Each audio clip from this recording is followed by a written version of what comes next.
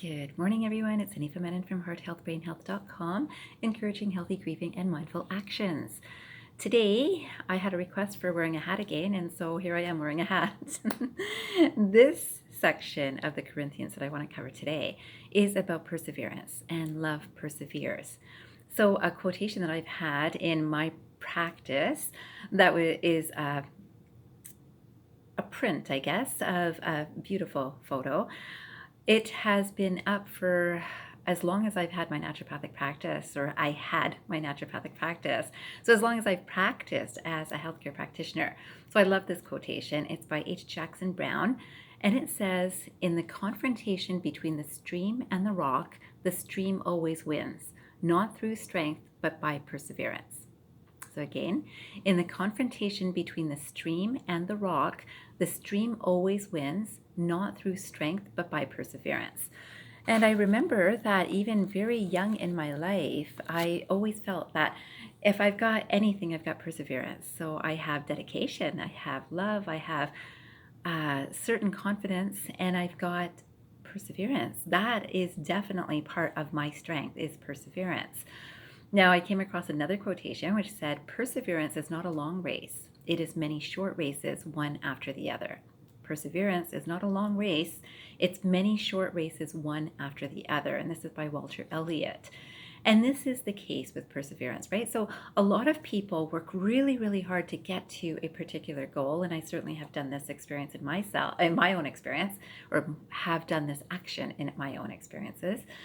At the same time, true perseverance is about the small, short races. So imagine if you're getting through a course in a year, you might have many exams to get through, right? So little quizzes, perhaps. If you have a work goal that you would like to get to, there's probably a lot of smaller goals of, this is the position I'm at, and then this is the position I can get to, and then once I finish that position, I'd like to work towards that goal, right? So we have this awareness that there's little small races, and of course at the time they seem like a big deal, but they are the steps that we're taking to get to the big goal, right? So there's that. There's relationships, which anyone knows that relationships take many small races, right? So these little races of, I want to make a meal for my partner today is just today, but then every day I might be thinking that, right? So those are little races that we do that.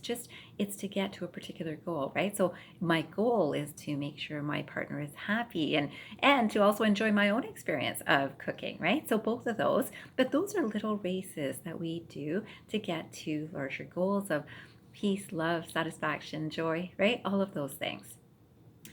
And I thought that I would also share an Albert Einstein quote, which says, "Success comes from curiosity, concentration, perseverance, and self-criticism." Now, this is what I think is most important in thinking about perseverance. So if we look at these different parts, curiosity.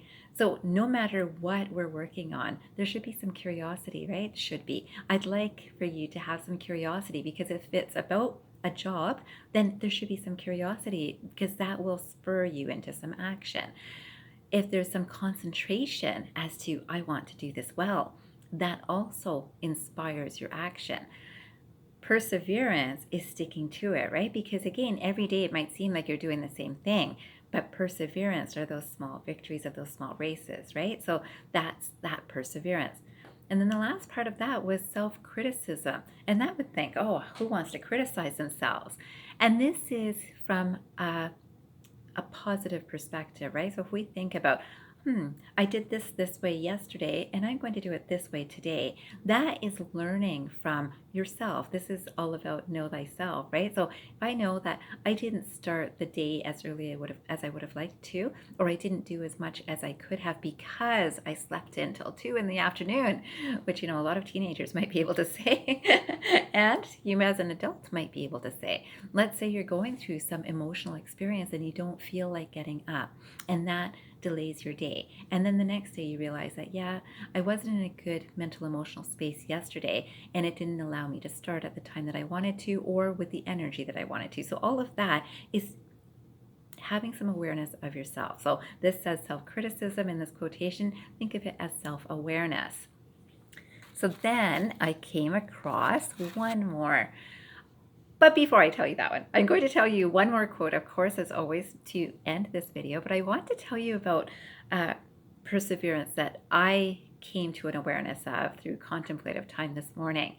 And as I was contemplating, I was amused because I thought, there are some things that you can persevere in, and it doesn't matter how much you persevere, you will not get to your intended goal. For example, the thing that came to my mind was a square peg in a round hole, right? So it doesn't matter how much you want to put that peg into that hole, you will not be able to. It doesn't matter how much you turn it, doesn't matter how much you make the effort. There will have to be some sort of change. So either you would have to make that peg into more rounded, a rounded peg, and that would fit into the hole, or you decide that you have to find a round peg, right? So that sort of idea that you learn that it doesn't matter how much I try with this peg, this is not fitting into this hole.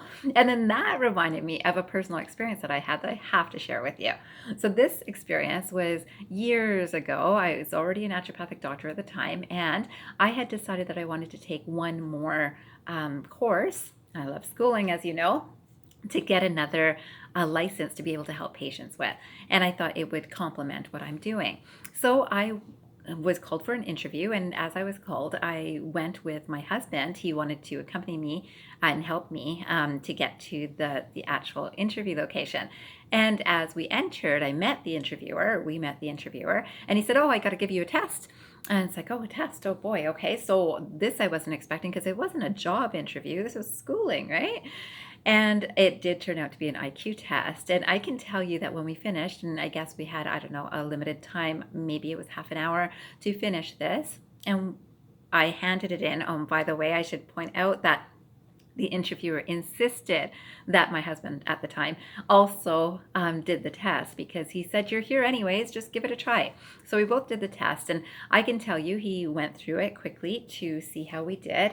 And I felt like I got a very polite, "Oh, that's good," from him. And my then husband got this amazing response. So he was like, "You are the top 1 or 5% of who has written these exams, and you are so amazing. Will you take a course with us?" And I'm thinking, I was the one who wanted to take a course, and my husband at the time did not want to take any course. He had just literally come along with me, and it was by some force that he even took this test at the same time to take up the time, as the interviewer said. And he, again, this interview, I swear, I believe that he might have even paid my husband to take a course. He wanted him to be part of the program so badly. So we finished, we ended that interview and left. It was literally based on that test. And I remember walking to the door to leave the school and feeling so not good, that I can't believe, like I felt like chopped liver. And meanwhile, my then husband was walking on a cloud. He was just so happy, and I was happy for him, but let me tell you, I was so not happy for myself, so it was not easy. And he certainly was not rubbing it in, but I could see that he had so much joy, and of course anyone would with that experience. As we got to the door, he opened it for us, or was going to open it for us, was going to being the key words. And he couldn't. He could not open the door. And I thought, I wonder what's going on. He tried and he tried and he tried. And I finally walked over. He kept on pushing this door. I finally walked over and I pulled the door. And that's how the door opened. And I have to tell you, I thank the universe for justice, which is what word jumped out of my mouth at the time. And I know that it was such a clear example of this experience of sometimes you can do something with a good intention and in the not right way, and it doesn't matter how much you want to do it. He would not, and he tried so many times to push that door, which was so amusing to me. And again, I'm so grateful for the universe for that experience. So I would love for you to know that there are some experiences that even with perseverance, we cannot accomplish unless we change something. So then I came across this beautiful, I guess it's a part of well, it's a writing. Let's say it's a writing. It's not necessarily a quotation, but I am quoting it. So this is by Lysa TerKeurst, and it's a very nice writing. So this is what it says. Between any trial and the blessing that comes from that trial, there is a pathway we must walk. That pathway is perseverance. Perseverance means having an urgency, firmness, resolve, and consistency. And while the joy of the blessing may seem a long way off, signposts or mile markers of joy line the way. This will help us persevere with resolve and consistency if we consider them. Does that make sense? It's a lot of information, right? So it's literally, I will read it one more time. Between any trial and the blessing that comes from that trial, there is a pathway we must walk. That pathway is perseverance. Perseverance means having an urgency, firmness, resolve, and consistency. And while the joy of the blessing may seem a long way off, signposts or mile markers of joy line the way. These will help us persevere with resolve and consistency if we consider them. So remember, one thing is as we're persevering, there are signposts, even though we might not get to the goal that we are seeking. There will be little signs, and they are feelings of joy. These blessings that come as feelings of joy. I know I'm on the right path. I know I'm getting to, or I am persevering towards that goal. Brings this joy. It's a beautiful space to be in. And even though the goal isn't achieved yet, those signposts of joy are a beautiful experience.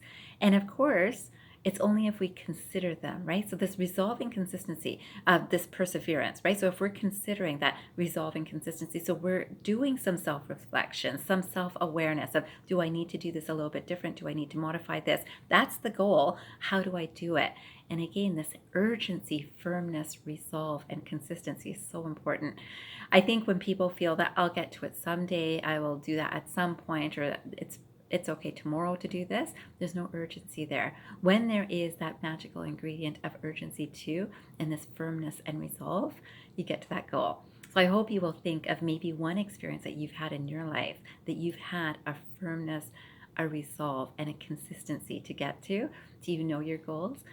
Are you aware of one experience that you have really known, and that firmness, consistency, and resolve? I hope you think about that today for 5 minutes after this video, and I hope you have a fabulous day ahead. And I hope you remember, transform your mind and transform your life. Have a great day, everyone.